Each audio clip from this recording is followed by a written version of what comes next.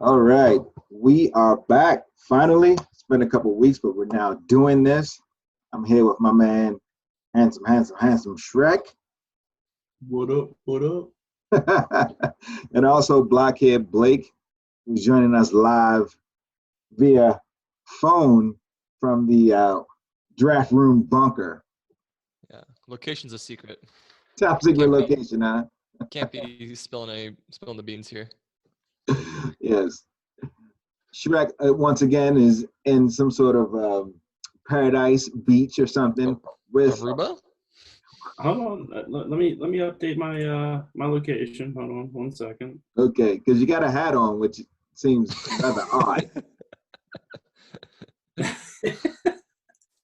Hold on 1 second. Aruba, Jamaica. You can continue. Classic song right there. And where are you? Shorter in person. I am in the Millennium Falcon. That's You love it? pretty impressive. I How you did that? mean, listen, when you're as cool as I am, you can pretty much go wherever you want to go. You know what I mean? Do what you want to do. You got a little pass. That's right. Makes sense. Makes sense. Shrek doesn't know what the hell he's doing. I don't know. He's I am lost. updating. He's Yeah, lost I'm in the lost. sauce. I'm lost on the beach. Yeah. Well, ain't nothing wrong with that. I He's think, on island time. I think He's we been all sipping. kind of wish we were lost on the beach right now, right? Damn Yeah, right. man. That's a little true. So how are we all making along here in this? I don't know. I guess this is like 6 weeks of working from home, and Is this week Quarantine. 6? I believe it is. For you or for me? Because I was a week after you. Or I think. Yeah, I think I was a week after you. I think that's true. So I guess either way, 5 or 6. I mean, it's still. I mean, yeah, honestly, the time is flying by. yeah. It's an odd situation. You know, again, we're thankful that we're actually still able to do what we can do. 100%. So we're very thankful for that. But it's just it's a little bit different. I noticed that I am way more productive at home than when I'm in the office. So that's interesting to know. And I kind of look forward to possibly doing this a little bit more once we get back to whatever kind of normal situation that we'll go back to. But I mean, so why are you more productive at home? I guess there's no some bitch messing with you. yeah. I don't have to walk around the office giving up my daps and my points and stuff like that. And saving a lot more money because we're not going out to our faux. Hell yeah, man. Although I do miss our faux lunches, so it's I won't go. when you get back. I think Ooh, that's a good idea. I think we need to do a big fat faux lunch. Fogo. It's time. Time for Fogo. Fogo do Chow? Yeah, let's do that too. We'll do all the Fogos. But let's jump right into NFL draft. It was interesting to see last night that they ended up doing the draft virtually, kind of like we're doing this now. So everything was done via these interwebs, and it was interesting to see some of the coaches and the GMs and what kind of setups they had at home. You'll see their houses too. Yeah. What's his name? Kingsbury for Arizona. He's got a ballin' palatial estate. Oh my God. Floor to ceiling windows, man. Yeah, man. Sweet. That was sweet. Yeah, but let's go into it. Let's talk about this first round. And I don't know, we can go pick by pick. We can throw out some picks. We can do pretty much whatever we want to do. Blockhead, you're the guy. So I got it pulled up. I got all the picks pulled up. I think, maybe let's stick to the bigger names because I don't think we want to do this too long. We probably won't talk about any O-linemen. I haven't watched much O-lineman film. I don't know about y'all. What? But I think when we talk about an NFL draft, especially the first round, it's first round plus off-season acquisitions you got to look at. Okay. So you have that? No, I have no idea who got picked up where. okay, very helpful. I'm saying Blockhead is the guy. He knows everything. Oh, so I'm supposed to list it all out. Hey, listen, he's in his bunker. So for the last couple of months, he's been worrying only strictly about the draft. So that's only the draft. Yeah, I don't know anyone else's names. It's a disaster. So, all right, I don't know. The team I care about the most, the Ravens. Okay. We got the LSU linebacker, Patrick Queen. The rumors that I saw before the draft was that we were either going to pick him or the OSU guy, Kenneth Murray. I think that's him. Linebacker, right? Yeah, the Oklahoma linebacker. Okay. So those are our two dudes, and luckily one dropped to us. I think. Right. I think the other one was taken maybe a pick or two before. Yeah. Yeah. Let's see. 23, I think, is when they got picked. To our 28. So they both dropped to us pretty much. Mm-hmm. And people were saying the buzz was if we were afraid, we might trade up to get one of those linebackers. Right. In my head, the Ravens don't trade up usually. Usually we're more of a trade back type of team. So I just thought we're just going to sit there. And then if our dudes got taken, we would have popped back. But really happy to see that we got that linebacker. That was a pretty good pickup. I think his value, they always do that. The so-called experts. No one's an expert like you, Blockhead, but that's right. The ones who get paid for it had him as somewhere around mid first round grade value, so around the 14th, 15th highest value on the board. So for the Ravens to pick him up at what was that, 27, 28? 28.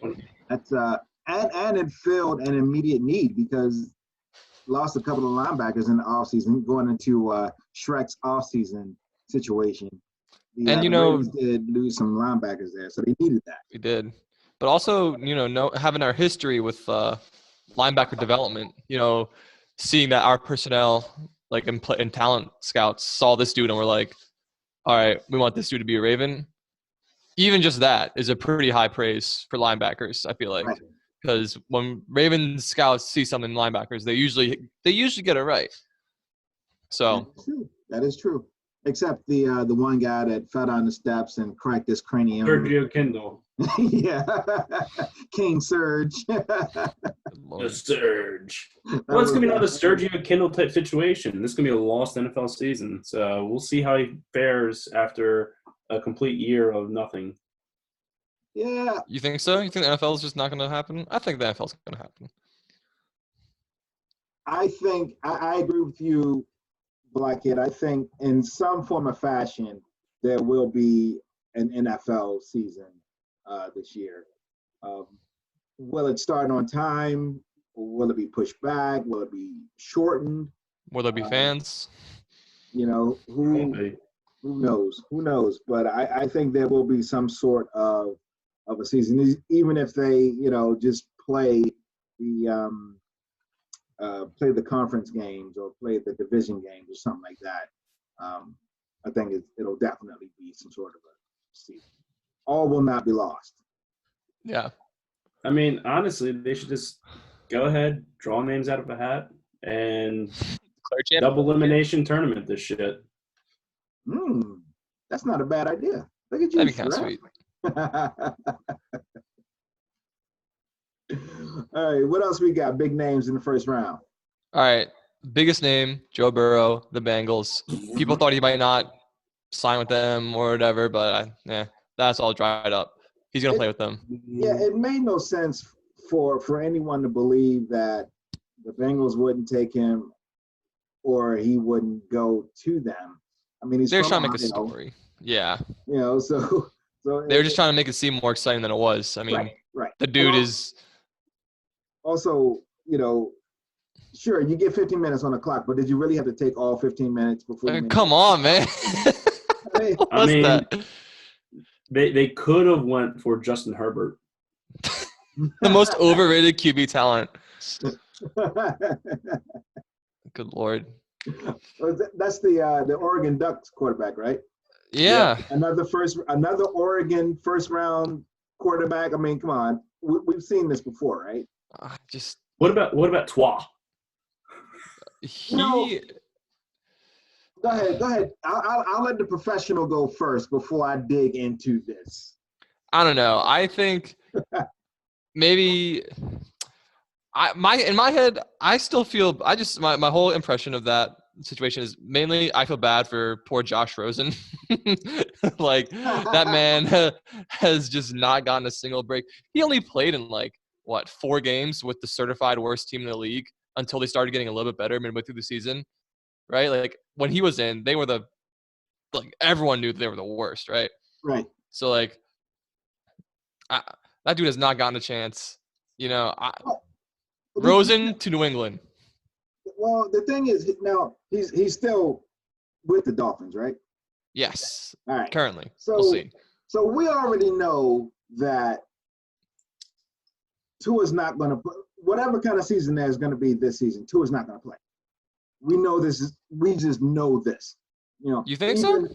Even again, the so-called experts are saying that he's going to redshirt this year. For injury concerns or for just learning from Fitzmagic? He broke his hip. Homie, didn't he play after that?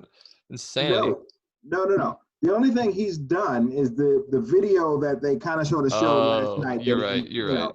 Because he hasn't been able to get to the doctors to have any physicals or any of that stuff. Mm-hmm. So no one really knows the extent of that one injury. Now, that's the one injury that we're talking about. But his ankle. He already had surgery on knees and ankles.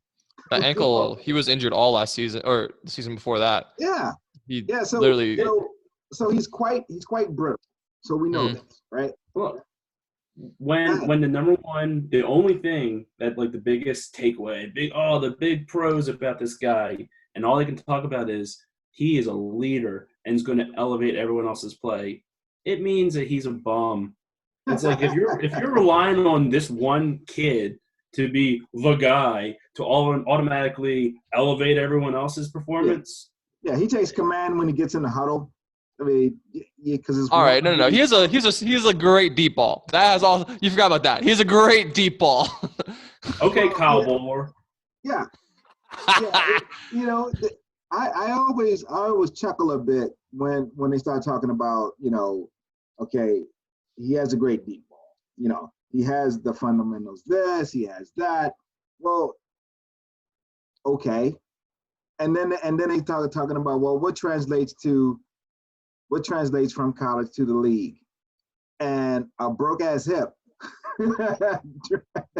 How does that translate from college to the big leagues? You know what I mean? Good point. Not very well. And then the other thing they talk about, he'll be the first left-handed quarterback to throw a pass in the NFL. They start getting into all these weird Matt Leinart. They start getting into all these weird things, And then again, when you bring in a left-handed quarterback, now you have to change offensive philosophies and different things like that. So when you draft a quarterback or when you draft someone in the first round, especially that high, you kind of want them to be on the field giving some sort of production sooner rather than later, because you'll end up having the people that drafted him, the people that took him, won't be there to see the fruits of that labor anyway, because the team is still going to be sucking. They're going to suck again. And they're going to be sliding out of here.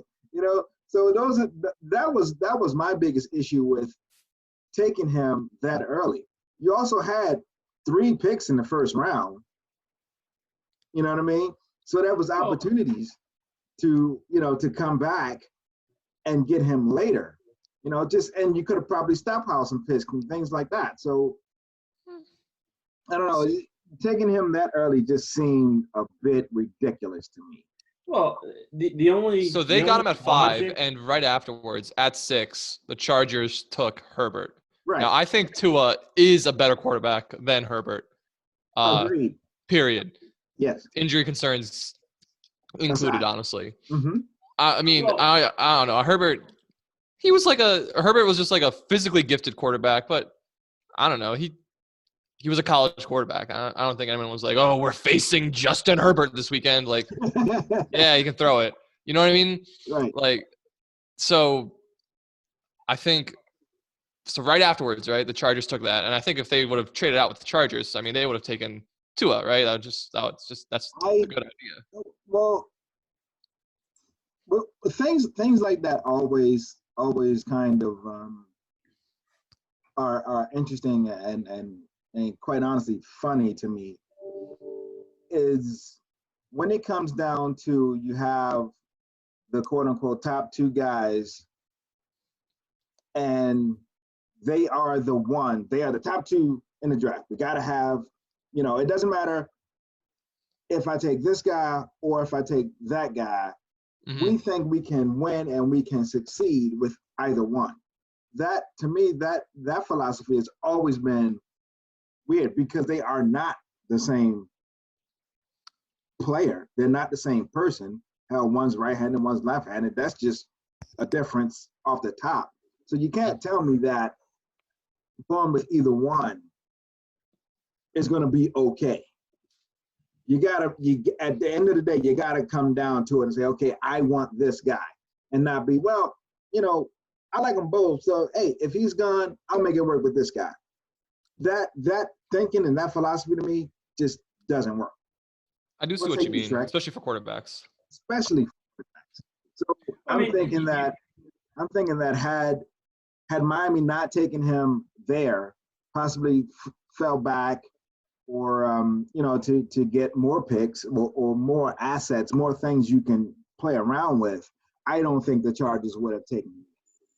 Plus, the Chargers are moving to LA. You know what I mean? They can't afford. They're the second team in LA, by the way, so they can't afford to have their first pick going into this new place not play for a year. When you have your starting quarterback that you've had for all these years just left. You need someone on the field. You mean Tyrod Taylor? Electric Man? Yeah, I see what you're saying. Yeah, so you need someone on the field.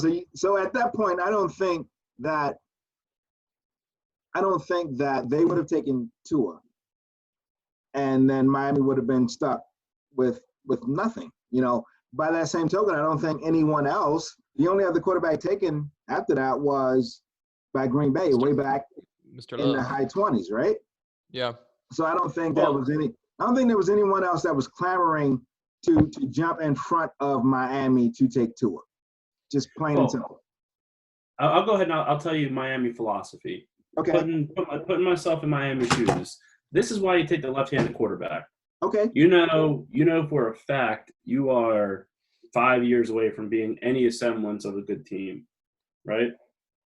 5 years meaning development. At least. You need development. You need veterans, but you need guys that are growing through your system. So what do? They secure the left-hander, and what's their next move that they do? They trade up and get a tackle. The tackle they're going to get, I guarantee you can mark my words, come back to this podcast, they are going to develop him as a right tackle, so the wear and tear on the guy is going to be low.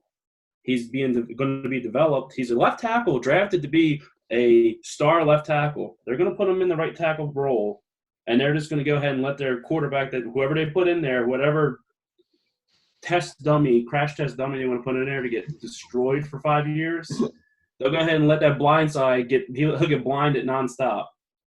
But the right tackle, the right side of the line is going to end up getting solid, super solid. And when they bring Paul in, his blind side is going to be protected like no other. What do you think? Do you think they have that kind of time to wait and deal with this? I mean, it's not like the other teams in that division are getting weaker. Yeah, of course they are. Buffalo and the Jets both have their franchise quarterbacks. Yeah, I'll go ahead and I'll give you Darnold. Okay. I don't even like Darnold.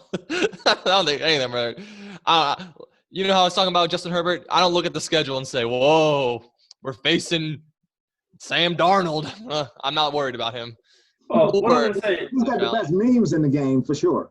That's a good point. I'll say this: both those quarterbacks have potential to be great quarterbacks. They do. They both have potential for any team not located in New York. That's a good point. I like the way you're thinking, Shrek. That's a really good point, dude. Especially the Jets. I just feel like, man, they're just always 2 steps behind. Like the whole world knew that running backs weren't the wave, right? And what they do, they signed Le'Veon Bell to a $25 million deal. You know, like I don't have much faith in the Jets. Yeah. I just don't think Darnold's ever going to get weapons or protection or, to be honest, a good team around him. And he'll just be a perennial, what were they this year? 7-8, 7-9, 8-8, something like that. Stank. Irrelevant. They're going to the playoffs, and that's all that matters. And they're going to be irrelevant. I think Miami. All right. Predictions episode right now. Miami, better record than the Jets this season. This season coming up? Yep. Interesting. But it won't be because of anything that Tua's done. It might be because of Tua. You got Tua being on the field this season? I feel like he could. Wow. I feel like he could. Yeah. I feel like they could put Fitzmagic in there for the first couple games, get mad at him, and then throw up Tua. He's going to throw for 400 yards and 5 touchdowns at least 2 games this season. We know this. We'll see. We know this. But how can you justify putting in the rookie when you have, like you say, Fitzmagic, and you also still have Rosen on the roster? And that's a big question. You know I would have thought Rosen would have gotten traded pre-draft at least, or the classic. Wait, isn't that what happened last time with Rosen? Everyone was like, "Oh, he'll get traded pre-draft." Did he get traded pre-draft? Last year? I don't remember. No, last year. He got traded. He didn't. It was the day after. Yeah, it was. And he got traded for a 3rd rounder. Yeah, it was really weird. But you know, I think go ahead and give him this red shirt season. Injury-wise, if that's the case that he needs, then I totally agree. Yeah. I think he'll be ready before that, and I think that play-wise, he is good enough to start over Fitzmagic and Rosen. Yes. So I think he's gonna. I think, given that he's healthy, they should put him in, and I think they will. To win games, are you saying to win games or just to get him some experience? I'm saying to win games. I think Miami's trying to win now. Like after this draft, I think they're like, all right, we did our tank. We had 4. I don't know. We had tons of 1st-round picks. Got more later. We got our guys in. It's that head coach's 3rd year, 2nd year? I don't know. I think they're gonna try and start turning around now. So like this year, I think they're looking for their goal is probably, like I said, they're gonna try to finish not last in the division. Maybe not the playoffs. Try and get their guys out there, and then next season, or that's like after this one, get the finishing pieces and really do something. That's my prediction. That's very interesting thoughts. So I don't think it's a 5-year plan. I think it's more of this season's like a middle season, and then the next season is our push type plan. Interesting. So you actually have them putting Tua on the field this season. I have week 5. I have him holding a clipboard from day one. From day one that he walks into camp, I have him holding a clipboard with his hat on backwards. People. I feel like every year in the draft, people pick up quarterbacks and everyone's like, oh, that's a long-term project. He'll be buried in the depth chart. We won't see him for at least a year or 2. And then by the end of the season, all those teams, because they all suck when they draft a quarterback, except for the Packers, but like everyone else is like, they draft their quarterback and they're bad because they need a quarterback, right? And then they get impatient because they have this dude. They're all curious. They have this dude on the sideline, and they're like, well, fuck it, let's see what we can do. The caveat to that again is injuries. I think I would be more willing to say he'd get on the field a little bit if he didn't have the hip thing. I'm still skeptical with the ankles and knees. I think whenever he rolls out there, he's going to be like a transformer wearing a ton of extra stuff. That might be true. He's have a hip brace. He might be bubble wrapped when you go out there. He's gonna have one of those automatic chair lifts to get him in the locker room. Yeah, because one thing we know about hips is that it just takes one. It's no different than what they all said about Lamar and continue to say, oh, it just takes one hit. Well, yeah, it just takes one sack for him, standing in the pocket, with his back turned, boom, or even how he got injured in the first place, just running around trying to get away from pressure, and then it just happened. Yeah, but I'm just thinking, I think logically you're thinking right, honestly.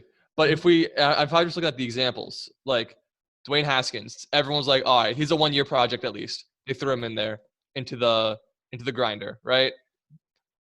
This is what you're forgetting, though. Baker Mayfield got tossed in. I'm going to interject. Lamar got tossed in. Like literally, all these dudes just get tossed in because teams are like, we got this guy. He's on the bench. We're not going to wait. This is what the big picture you're missing. You're both missing the big picture. Oh, sure. We're talking about Miami. Miami, proof of fact, they told everyone in the world, hey, guys, we don't care if you care about us winning games when we're trying to rebuild. We will put college players out there and let you watch pure garbage on TV because we don't care about how this looks. They don't. So there you go. I mean, look at the Ravens game against Miami. There's just a different pressure when you've got the guy on the bench. Like, what that happened to Rosen. That happened to Rosen in Miami even. Like, they had Fitzmagic start the season, and then they tossed in Rosen, right? And then they put in Fitzmagic again because Rosen turned out to be garbage. But they still had the guy on the bench, and they tossed him in. They're not. Neither one of those guys are franchise people. They thought Rosen could be. It was always,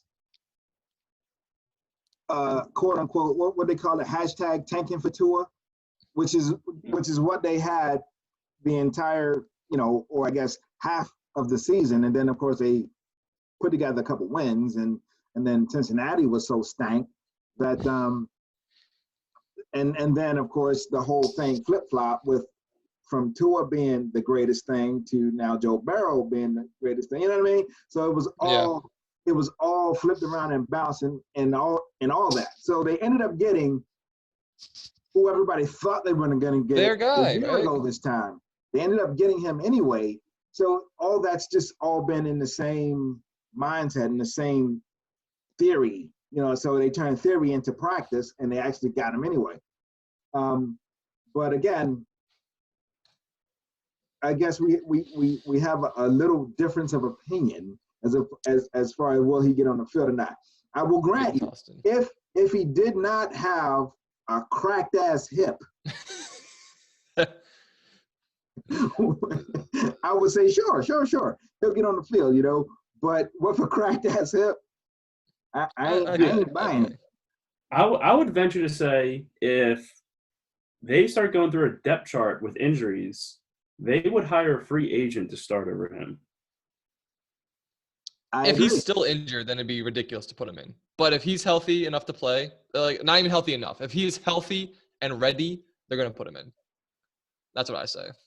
And not spend more money on a free agent, that's for sure. Maybe if they hold on to Rosen, maybe they'll put him in first. But if their season's down the tubes already. Well, yeah, I think at this point you roll with Fitzmagic, you roll with Rosen, and see what happens. Now, I think what Shrek was saying is if they both get hurt, then you'll have, you always have that fourth quarterback on, that comes in the training camp anyway, that what they call an arm. We just needed an arm to come in and throw some balls around. So that's probably what's going to happen. Pick the guy up on the those practice two guys squad. would get hurt.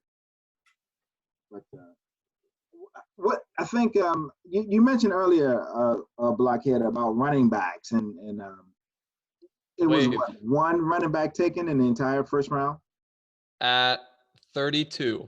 Yeah, and so that, to me, that's interesting because there's a lot of good running back talent in the draft. There is. But I think that the way the league is gone now, with so many running back by committee, and you can pick up a running back as free agent, undrafted free agents, and everything, that that whole first round, you got to get one high, is just gone at this point. Yeah, man. I mean, it seems to me like people might have learned finally from the Dallas Cowboys, and that if you have a good offensive line, the running back don't really matter. Like, for the most part, the running back's going to earn you an extra 2 yards when the line earns you 5 yards of play. Right. So it's just like when it comes down to it, it's no longer a contact sport. It's a speed sport. It's a speed and quickness sport. It's not a contact sport. And when you look at that, now you're talking about running backs who typically used to have a career length of 2-3 seasons on average because of wear and tear.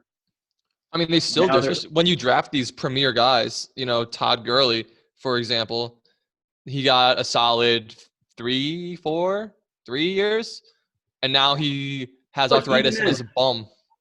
Even then, it's not like he's not that workhorse that you only had a couple like the Jamal Lewis's, who was a bull, a ram that would just last it forever. You don't have these freaks of guys besides Frank Gore. Well, Frank Gore is a freak. Guys are going to stay around for 10, 15 years. Yeah. Yeah, they're just not. And so they're not worth the draft pick, It's just how it is. Like, these dudes are good, We had some record setters, I'm pretty sure, in the draft class. It's not as if the RB class was weak by any means. It's just the position itself is, like you said, RB by committee, pick one up on a free agent or like a undrafted free agent, just scoop some dudes who can juke a little bit. When you can have random people like Gus the Bus, Justin Forsett, who was a perennial like undrafted free agent or like free agent on every team he went to. Yeah. Or like weird, like little tiny dudes like Philip Lindsay. Like, who the hell thought he would be a running back? Yeah. I think a lot of it goes to offensive philosophy as well. Who can you plug in? So I think I can't. What the hell's his name? The guy that got drafted. We got Clyde Edwards-Helaire. Yeah, Edwards-Helaire. So he went to Kansas City, which they're going to be able to use his talent, and again add more firepower to that freaking offense. Yeah. And he's not going to be a workhorse either, like you're saying. Right. He's not. He's going to be out of a backfield pass catcher. He's a wide receiver. He's a wide receiver. Swing pass out of the backfield, throwing the jets, and let's see what happens. Yeah, maybe a first-round sweep every now and then or something like that. Like, it's going to be running backs drafted now are wide receivers who don't mind going back behind center sometimes. I mean, it's just because they're just so disposable and they don't last long enough. Yeah. Except for I guess you have Zeke, who's rare, and Saquon. But you see how Saquon played out. I mean, well, he hate on the guy, but he's kind of irrelevant on the bad team because he didn't even do that well because they had a garbage offensive line. Right. Exactly. So it's one of those things. If he can get into the open field, then he's gone. But he's got to get into the open field. And everyone knows he's a freak, but it's just like, is he a freak if you hit him before he has the ball? Because that's what happens to him every play. Right. But that's it. That is, I guess, the draft. It was the first kind of sort of sports event type thing that we've had forever in quite a few weeks. So it was interesting. I actually watched the whole damn thing. Me too. Started off on my iPad, then ended up getting into bed and switching onto the TV. So it ended up sometime around midnight. But I don't even know what the NFL is. So we have what? We can tell. 2 and 3 tonight, and then the rest of the draft this weekend. And so I guess we'll we'll pick this back up next week and kind of do a whole review of the entire draft and just see how that goes. What do you think? Sounds good to me. All right. Well, that is that. We are out of here. Tell everyone good night, Handsome Shrek. Good night, Handsome Shrek. Tell everyone good night, Blockhead. Good night. Good night, everyone. Peace.